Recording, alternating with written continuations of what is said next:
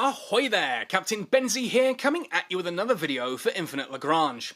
Now today's video is a little bit different from the content I normally put out for Infinite Lagrange. Those of you who know me from Eve Echoes know that when we get a decent list of patch notes, I like to go through those, read the patch notes, talk about what that means for the game and how I think it's going to affect it, if it's a good thing, a bad thing, and just basically what it all means. Now I thought that since we're getting some nice patch notes for Infinite Lagrange, I would try that here, and this is being done as a bonus video today, just to sort of dip my toes into the water and see if this is the kind of content that you folks are interested in. So, if you do enjoy this video, please let me know by both commenting down below, giving me positive feedback, negative feedback, what you think I can do better, slap like on it if you enjoyed it, subscribe to the channel for all things Infinite Lagrange if you haven't already. Otherwise, I'm just going to jump in on this one, and I eagerly wait to hear your feedback at the end of it all.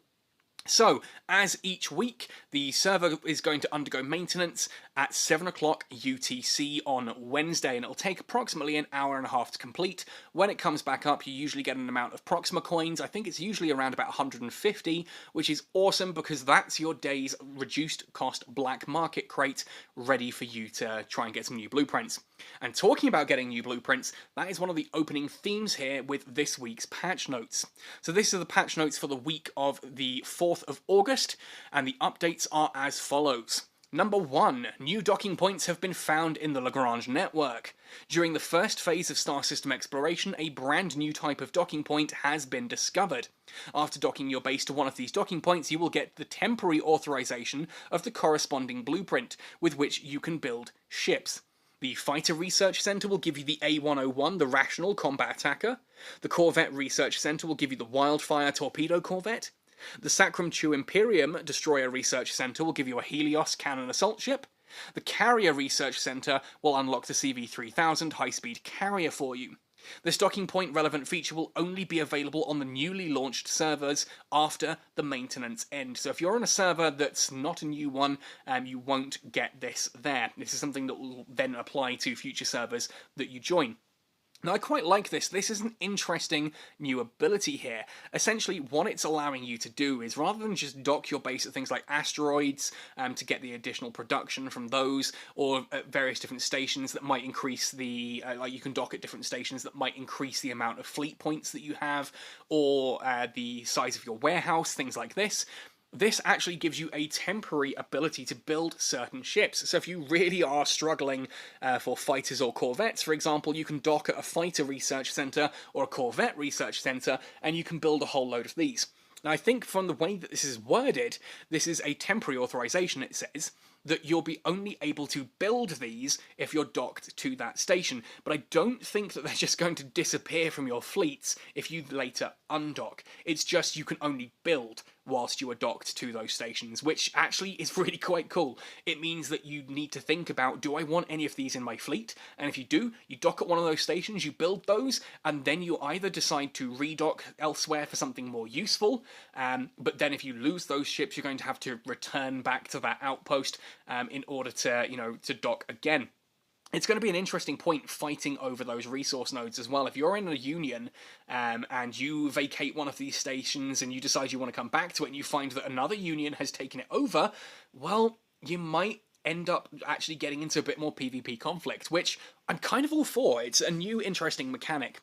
And it says that besides the docking points discovered during the first phase, you'll also find the following docking points in Phase 2 of Star System Exploration. The Spaceflight Technology Research Center will build the Noma 330 high-speed armored survey ship, which is kind of cool. The Ion Weapon Research Center gives the AC-721 heavy ion cannon destroyer. What? I wasn't even aware there was a heavy ion cannon version of the AC-721. I've seen the missiles, I've seen the aircraft, I've seen the standard type. I didn't know it had heavy ion version. That's awesome. And the Sacrum Chew Imperium Cruiser Research Center gives the Star Sweeper ion cannon cruiser, which is a really cool ship. And the docking point relevant feature will only be available on the servers launched after 0000 UTC on the 8th of August 2021. So bear that in mind. If you're on a server launched before that date, you won't find these particular nodes there to do this. This is only applicable to those new servers, which, again, is kind of a good thing and a bad thing. It gives it a nice little testing ground in case anything goes wrong. But yeah, if like me, you're eager to try one of these, you know that your current server is not going to feature on this. So I'm going to have to start a new server and actually sort of check those out if I want to have a look at those particular ships. The developer comment here, which I really like, I wish more games did this, added developer comments into their patch notes. Adding docking points of more variety on the Expanse map can enrich the gaming experience and provide more strategies for ship combinations, which, yeah, I agree with. I think that's so cool that if you're sitting there in a Phase 2 star system going, oh, I really need a little bit of extra sort of anti-ship firepower, you can just dock at an ion weapon research centre and get an AC-721 heavy ion cannon destroyer. That's amazing. And it helps deal with some of the randomness to blueprints. Just to give an aside on that as well, because I've had a lot of people talking to me about this in my own community saying, like, you know, I hate the fact that blueprints are so rare to get. It's because I think people think that the first server is sort of your be-all and end-all. And once you've done that first server, you go into your Phase 2 and so on and so forth, and you carry your blueprints with you. So you don't want to unlock everything on your first server, or there's nothing to unlock on your second or third or whatever server. I actually quite like that. It's kind of like the tech levels in EVE Echoes. It's something to work towards and something to unlock later. And honestly, being completely, brutally honest, I think even if you have the worst luck imaginable and you basically get stuck with just the generics, you can still work with that. You can still do things. The aim of the game is to work in a union anyway, so you just have more people support you. Yeah, okay, it's nice to have rubies as your frigates, and it's nice to get an IO cruiser and stuff like that, but even if you don't, there are still things that you can do, and it's nice to see that in this situation, if you're getting bum out of luck repeatedly, you can dock at a station and build a new type of ship that way. Number 2, added new galactic event chapters. Added chapters Privateer's Secret Meeting, Trade Route, and Corporation and Trust before the chapter Reserve Strategic Resources. The Privateer's Secret Meeting, once this chapter has been unlocked, privateer fleets begin to attack space cities. Ooh. Chapter objective, destroy 50 level 1 and above privateer fleets system-wide. I think this means that basically we've gone through these chapters a little bit too fast on some of these servers, and some of them aren't overly exciting, so they're adding a couple of extra ones. I like that. I like the idea that there's now a reason to actually just go after the random privateer fleets as well. I like doing this. I've recently spent a couple of days clearing out the privateer bases in scattered asteroid belts near my bases of operation. I've gone through and essentially killed off all the individual fleets using my frigate destroyer strike fleets, and then taken out the main base of operations as well. It's been great fun. It's been a great way to level up my ships and get me a load of points as well. All for it. Trade route, the second one. Chapter objective, dispatch fleets to liaise with 50 trading posts system-wide. Again, this is pretty cool. It gives you a reason to sort of dispatch your fleets and try trading at different outposts. I only recently discovered that some of the different outposts have different ships that you can buy at them. I mean, I knew you could buy ships, but I just didn't realize how wildly variable those can actually be, and there are some really powerful ones at certain stations if you find those. Same with the small, medium, and large resource packs. The large resource packs are excellent value for money compared to the medium and smalls, but only available at certain systems. So this gives you an incentive to actually go out there and liaise with different trading posts and get a feel for each of those. And with only 50 trading posts needing to be liaised with, I think that's actually fairly quick to, clear through that one. That's not going to take you long as a system to actually get that one. Cooperation and Trust. Chapter objective is to complete 5,000 quests issued by galactic factions system-wide. Again, quests are something I've personally really enjoyed, and I like the fact they keep adding new ones, and they're adding a bit more lore into these as well. These are things like go and blockade a certain area, go and kill this privateer fleet, deliver supplies to this station, or heck, just pay us some EU coin and we'll give you some crystal, for example. Again, gives you a reason to liaise with different outposts, maybe have 2 or 3 liaison points. It's only recently that I actually put down a second liaison point, and that was because I'm moving my station back and forth between 2 areas, my main base of operations, and it really sucked that I had one liaising, recon ship sitting there liaising at a city, and if I jumped back to the other way, I had to travel miles to do any of the quests. So now I have 2 two liaising fleets that will generate quests at both of those locations. So whichever location I'm at, I have quests readily available for me. This then having a reason there to do more, to do 5,000 quests system wide, it gives me a reason to actually upgrade that liaison post in order to be able to actually liaise with more cities and more stations so that I can do more of these quests. Otherwise, that was a pretty kind of pointless base upgrade, if we're being frank. Added chapter, a tall tree catches the wind. Awesome sort of Zen name there. Before the chapter, mass object experiment. Once this chapter has been unlocked, galactic factions become hostile to your union and automatically attack their nearby hostile cities. What? Chapter objective, capture all level 6 cities system-wide. After adjustments, the chapter progress of the current star system remains unchanged. If the newly added chapter is before the current galactic event chapter, its status will be set as completed. First of all, I'm kind of hoping that if it's set as completed, you're still going to get the rewards as if you'd completed it. So we're going to get a whole load of chapters that we can just go back to and claim the rewards. That would be pretty sweet if we can do that. And I think it's only fair, considering if you're just starting on a new server now, you're going to get all of those. But I suppose the counter-argument for that, yes, I like arguing with myself, is that if you haven't, if you're on a server that's near completion and all of these chapters would have been completed, well, you haven't gone to the effort of completing them, so do you deserve the rewards? I don't know. Let me know your thoughts in the comment section below on that one. Do we deserve the rewards if we've not actually cleared the chapters? Just we've gone past the point where those chapters could be cleared. I see that either way. Either way, I think that's really cool, and that's terrifying. Once the chapter's been unlocked, galactic factions become hostile to your union and automatically attack their nearby hostile cities. Oh, that's mad. That's mad, and that's so cool. That's really, really cool. That's adding so much more exciting content into the game now. Number 3, added a server opening event, Exploration Campaign. You can get event rewards for completing daily requests issued by the Antonius Consortium. This event will be available on the newly launched servers after the maintenance ends. So this is that whole when you go out and explore and, you know, start uncovering new areas of the star system. Looks like you're going to be getting a whole load of quests based on that as well, which again is awesome because more quests means more rewards and, you know, that's pretty awesome. I'm excited about that. Adjustments on the Spear of Uranus. This is the battle cruiser. Reduced the metals, crystals, and deuterium required from its construction to 185,870, 49,430, 24,440. From these numbers, it's quite a big reduction overall. That is actually a sizable reduction, and its building time to 46,450 seconds from 57,690 seconds. Now, yeah, the Spear of Uranus was a massive long time to build, like 9 hours I think that works out as. In fact, where is my little calculator?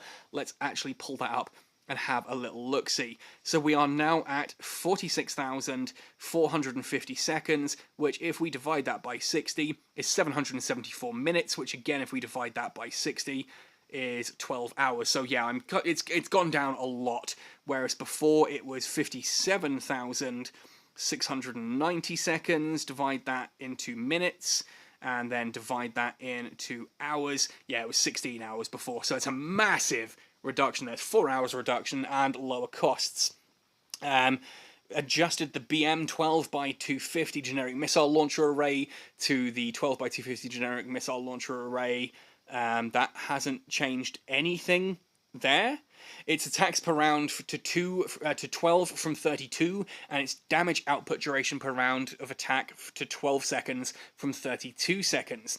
Okay, so it has had some considerable nerfs to its damage as well, at least with the BM 12x250 generic missile launcher array. So the missiles have been nerfed. They do a lot less damage and do it over a shorter period of time now. Makes sense. I mean, the Spear of Uranus, you build ST-59s to be the tanks of sort of your battle cruiser fleets, but the ST-59, the Spear of Uranus has an insane amount of damage. Like, if you're upgrading its weapons, normally when you look at the upgraded part of a weapon bar, once you've finished upgrading something, you look at the basic stats and you see that the bar is so long, and then you've got the expanded bit beyond it. Normally the expanded bit is maybe, 10-20% more than the bar. The Spear of Uranus sometimes looks like it's bigger than how it started, like you've doubled its DPS. It's insane. The damage that that thing puts out is insane. So I don't think the nerfs are unwarranted. I think making it easier to build certainly is a nice little compensation. It's an easier to build battlecruiser, but not quite as ridiculous in terms of its damage. Moved its minecart projectile launching array to the additional weapon system list, B, from the default one. Listed after adjustments, minecart projectile launching array, corvette dock, and integrated damage control system. A substitute option for the additional weapon system, the Minecraft projectile launching array will be unlocked for the Spear of Uranus blueprint that has already been acquired. The adjustment status of its weapon modules will remain unchanged. A substitute option for the additional weapon system will be unlocked for the Spear of Uranus blueprint that's already being equipped with the Corvette dock or integrated damage control system. The adjustment status of the weapon modules will remain unchanged. Tech points spent on enhancing the Minecraft projectile launching array will all be retrieved. Interesting. So, basically, from what that looks like, let's unpack that one. Will be unlocked for the Spear of Uranus blueprint that has been acquired. The adjustment status of its weapon modules remain unchanged. A substitute option will be unlocked that's already been acquired. But what if you don't already have one acquired? That's really unusually worded for me. I'm sure someone in the comment section can help me out with that one and explain what is actually going on there. Because that sounds like they're taking the minecart projectile launching array away from the default after the adjustments. But then what are they giving back in its place? Because you can't just take away the main control and the main weapon system and not give us anything back. Because it looks like they're also taking away the Corvette dock and the integrated control system. Maybe it's just giving more options. I'm a little confused by that one. Please let me know in the comment section below your thoughts. Number 5, adjusted the time required for tech point research, optimized the animation effects of tech point research, increased the time, so now instead of all tech points being 1 hour, it's 3 hours for cruisers and 6 hours for battle cruisers and carriers. It's a nerf to how fast you can train through boxes, but in fairness, I find that I finished my boxes by mid-morning, and there's nothing else to do, so it doesn't affect all that much. It just gives you 6 hours of extra time in a box, or 5 hours of extra time in a box if it's a battle cruiser or carrier, 2 hours of extra time for tech points on cruisers. I don't see that as a huge problem. I kind of also get why they've done it. It seems strange that frigates and destroyers, the tech point research is so quick. You know, if you're unlocking a new cruiser blueprint or battle cruiser blueprint or carrier blueprint, those take longer to research, so why don't the tech points? I guess I get where they're coming from with that.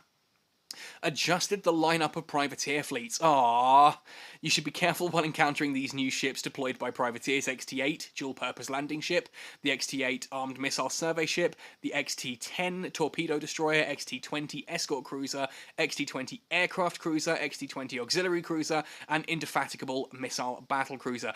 Just as I was beginning to make a full list of all the different privateer fleets out there and what they consist of and what is a good thing to go up against them, they go and add a whole new load of ships to them, which I suppose is the entire point. By the time I've broken the game over my knee so that I comfortably know which fleets I should be launching at which enemy fleets, you kind of reach a point where the game just becomes kind of, oh, you send A to tackle B, you send X to tackle Y, so on and so forth. So it does make sense that they're mixing it up a bit, and I suppose that's kind of cool. It's kind of cool to have a few more ships there that I get to fight against and, you know, learn a bit more about. Weapon system enhancement option adjustments for some ships as number 7. So the enhancement option, weapon point detection enhancement for the charge pulse cannon system of the Strix to sympathetic detonation. Does that change anything? It looks like they're all getting this here. Sympathetic detonation, explosive ammo enhancement becomes sympathetic detonation. I think it's just name changes by the looks of things because it just makes a bit more sense to like kind of do that. And across the board there, that's for the Strix A100, the Vitas B010 bomber, the Janbia Air 410, the Red Beast 713 missile corvette, that's one I can't wait to get, the Nebula Chaser heavy corvette, another one I really want, the Nebula Chaser pulsar corvette, the Void Elfin, which I love, I've only got it on one of my servers though. It does look like these are just basically name changes at the moment.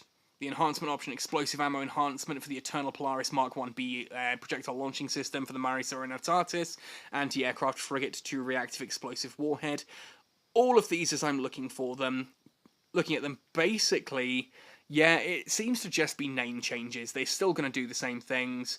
Um, After adjustments, the crit damage of the above ship's weapons will be increased.